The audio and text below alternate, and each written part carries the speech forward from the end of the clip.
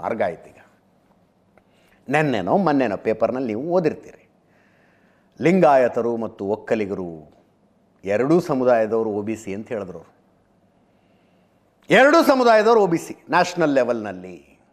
DK Shivakumar ಅವರು ಆ ಎರಡು ಸಮುದಾಯಗಳನ್ನು ಒಟ್ಟೊಟ್ಟಿಗೆ ತೆಗೆದುಕೊಂಡು ಹೋಗುವ ಪ್ರಯತ್ನ ಮಾಡ್ತಾ ಇದ್ದಾರೆ.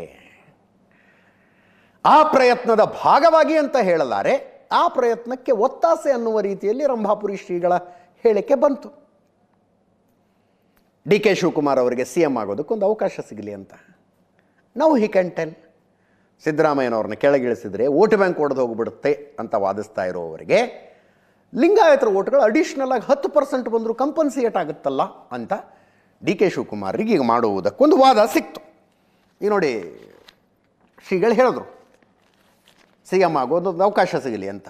ಇಕ್ಬಾಲ್ ಹುಸೇನ್ ರಾಮನಗರದ ಶಾಸಕರು ನಾಯಕತ್ವ ಬದಲಾವಣೆ ಹೇಳಿಕೆ ಕೊಟ್ಟಿದ್ದಕ್ಕಾಗಿ ಇವ್ರಿಗಾಗಲೇ ನೋಟಿಸ್ ಆಗಿದೆ. ಒಂದು ವಾರದಲ್ಲಿ ಉತ್ತರ ಕೊಡಬೇಕು. ಅವರು ಶೋಕಾಸ್ ನೋಟಿಸ್ಗೆ ಇನ್ನೂ ಉತ್ತರ ಕೊಟ್ಟಿಲ್ಲ. ಈಗ ಪವಿತ್ರವಾದ ಬಾಯಲ್ಲಿ ಪವಿತ್ರವಾದ ವ್ಯಕ್ತಿಯಿಂದ ಪವಿತ್ರವಾದ ನಾಲಿಗೆಯಿಂದನೇ ಈ ಹೇಳಿಕೆ ಬಂದುಬಿಡ್ತು, ನಮ್ಮೆಲ್ಲರ ಆಸೆನ ಅವ್ರು ಹೇಳಿದ್ದಾರೆ ಅಂತ ರಂಭಾಪುರಿ ಶ್ರೀಗಳ ಬಗ್ಗೆ ಭಕ್ತಿ ಭಾವದಿಂದ ಇಕ್ಬಾಲ್ ಹುಸೇನ್ ಅವರು ಹೇಳಿದ್ರು. ಕೇಳಿಸ್ಕೊಳ್ಳಿ. ಸಾಕಷ್ಟು ಜನ ಇದನ್ನು ಹೇಳ್ತಾ ಇದ್ದಾರೆ, ನಾನು ಹೇಳ್ತಾ ಇದ್ದೀನಿ, ನಾನು ಅದಕ್ಕೆ ಬದ್ಧವಾಗಿದ್ದೀನಿ ಅಂದ್ಬಿಟ್ಟು ಹಲವಾರು ಸಲ ಹೇಳಿದ್ದೀನಿ. ಹೇಳಿದ್ನಲ್ಲ, ಅದು AICC ತೀರ್ಮಾನ ಮಾಡಬೇಕು. ಆವತ್ತಿನ ಸಂದರ್ಭದಲ್ಲಿ ಅವರೆಲ್ಲರೂ ಸೂಕ್ತವಾದ ತೀರ್ಮಾನ ತಗೊಳ್ತಾರೆ ಅಂತ ಒಂದು ಭರವಸೆ ಇಟ್ಕೊಂಡು ನಾವು ಕೂಡ ಕಾಯ್ತಾ ಇದ್ದೀವಿ. ನೋಡಿ, ಶರಣರು ಅವರೆಲ್ಲರೂ ಭಕ್ತಿಯಿಂದ ದೇವ್ರ ಧ್ಯಾನ ಮಾಡುವಂಥವ್ರು. ಅವ್ರ ಬಾಯಿಲಿ ಇಂಥದ್ದು ಬಂದರೆ ಖಂಡಿತವಾಗೂ ಫಲ ಕೊಡ್ತದೆ ಭಗವಂತ ಅಂದ್ಕೊಂಡಿದ್ದೀನಿ. ನಾವು 1 ಕೋಟಿ ಜನ ಹೇಳೋದು ಒಂದೇ, ಅವ್ರ ನಾಲ್ಗೆ ಮೇಲೆ ಒಂದು ಸಲ ಬಂದರೂ ಒಂದೇ ಅಂತ ನಾನು ಅಂದ್ಕೊಂಡಿದ್ದೀನಿ. ಮುಂದಿನ ಕರ್ಗ ಅಂದರೆ ಇನ್ನು ಈ ಕರ್ಗ ಮಾಡೋಣ, ಮುಂದಿನ ಕರ್ಗ ನೋಡೋಣ. ಈ ಕರ್ಗ ಪವಿತ್ರವಾದಂಥ ನಾಲಿಗೆ ಅವ್ರದ್ದು, ಪವಿತ್ರವಾದಂಥ ನುಡಿ ಅವ್ರದ್ದು. ಅವ್ರ ಪಾದ ಸೇವೆ ಮಾಡ್ತೀವಿ, ಪಾದ ಪೂಜೆ ಮಾಡ್ತೀವಿ, ಪಾದ ತೊಳಿತೀವಿ. ಸೊ ಅವ್ರಿಗೆ ಒಂದು ಶಕ್ತಿ ಇರ್ತದೆ. ಪ್ರಾಯಶಃ ಭಗವಂತ ಅವ್ರ ಬಾಯಲ್ಲಿ ಹೇಳಿಸಿರ್ಬೋದು. ಅವ್ರ ಪ್ರಾರ್ಥನೆ ಭಗವಂತ ಕೇಳ್ತಾನೆ. ಎಲ್ಲರೂ ಪ್ರಾರ್ಥನೆ ಕೇಳೋಕ್ಕೆ ಸಾಧ್ಯ ಇಲ್ಲ ಭಗವಂತ.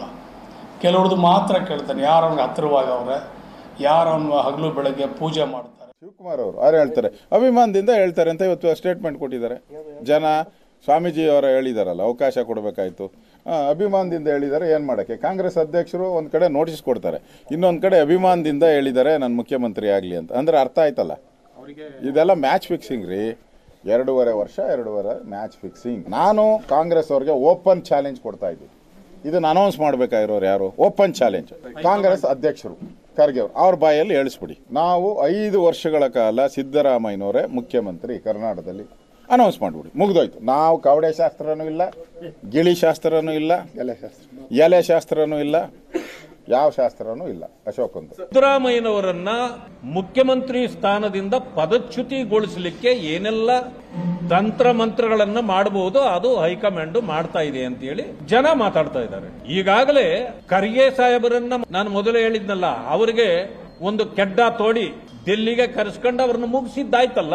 ಅವ್ರನ್ನ ಏನು ಆಗದಿದ್ದಂಗೆ ಆಮೇಲೆ ನೋಡ್ಕೊಂಡ್ರಿ. ಅವರು ಪಾಪ ನಾಮಕಾವಸ್ಥೆಗೆ ಒಂದು ಅಧ್ಯಕ್ಷನ ಮಾಡಿ ಕುಳಿಸಿದ್ದೀರಿ. ಮಾತೆತ್ತಿದ್ರೆ ಅವ್ರೇನ್ ಹೇಳ್ತಾರೆ? ಅವರೇ ಹೈಕಮಾಂಡು. ಆದ್ರೆ ಅವ್ರು ಹೇಳ್ತಾರೆ ನಮ್ಗೆ ಇನ್ನೊಂದು ಹೈಕಮಾಂಡು ಅಂತಾರೆ. ಈಗ ಸಿದ್ದರಾಮಯ್ಯನವ್ರಿಗೆ ಒಂದು ಕೆಡ್ಡ ತೋಡಿದ್ದಾರೆ. ಆರ್ ಅಶೋಕ್ ಅವರ ಸವಾಲು ಒಂಚೂರು ಇಂಟ್ರೆಸ್ಟಿಂಗ್ ಆಗಿತ್ತು. ಖರ್ಗೆ ಅವರ ಕೈಯಲ್ಲಿ ಹೇಳಿಸಿ ಸಿದ್ದರಾಮಯ್ಯನವರೇ ಅವಧಿ ಪೂರ್ತಿ ಮುಖ್ಯಮಂತ್ರಿ ಅಂತ ಸವಾಲು ಅವರದ್ದು. ಖರ್ಗೆ ಅವ್ರ ಬಾಯಲ್ಲಿ ಒಂದು ಮಾತು ಇದು ಬಂದುಬಿಟ್ರೆ ನಾವು ಈ ವಿಷಯನೇ ಚರ್ಚೆ ಮಾಡೋದಿಲ್ಲ ಅಂತ. ಒಂದು ಕಡೆ ಸಿದ್ದರಾಮಯ್ಯನವರೇ ಈ ಅವಧಿ ಪೂರ್ತಿ ಮುಖ್ಯಮಂತ್ರಿಯಾಗಿರ್ತಾರೆ ಅಂತ ಖರ್ಗೆ ಅವ್ರು ಹೇಳ್ಬೇಕಂತೆ. ಇನ್ನೂ ಒಂದು ಹೇಳಿದ್ರು ಅವರು, ನಾನು CM ಆಗಲ್ಲ ಅಂತ ಖರ್ಗೆ ಅವ್ರು ಘೋಷಣೆ ಮಾಡಲಿ ಅಂತ. ಏನೇನು ಇನ್ಫಾರ್ಮೇಷನ್ ಯಾರ್ಯಾರಿಗಿದೆಯೋ ಏನು ದೇವ್ರಿಗತ್ತಿದ ಮಾತು. ಖರ್ಗೆ ಅವರು ನಾನು ಮುಖ್ಯಮಂತ್ರಿ ಆಗೋದಿಲ್ಲ ಅಂತಾನು ಘೋಷಣೆ ಮಾಡ್ಬೇಕಂತೆ, ಸಿದ್ದರಾಮಯ್ಯನವರೇ 3 ವರ್ಷ ಮುಖ್ಯಮಂತ್ರಿ ಆಗಿರ್ತಾರೆ ಅಂತಾನು ಘೋಷಣೆ ಮಾಡಬೇಕಂತೆ. ಸವಾಲು ಆರ್ ಅಶೋಕ್ ಅವರದ್ದು. ನಾವು ಮುಂದಿನ ಸುದ್ದಿಗೆ ಹೋಗೋಣ.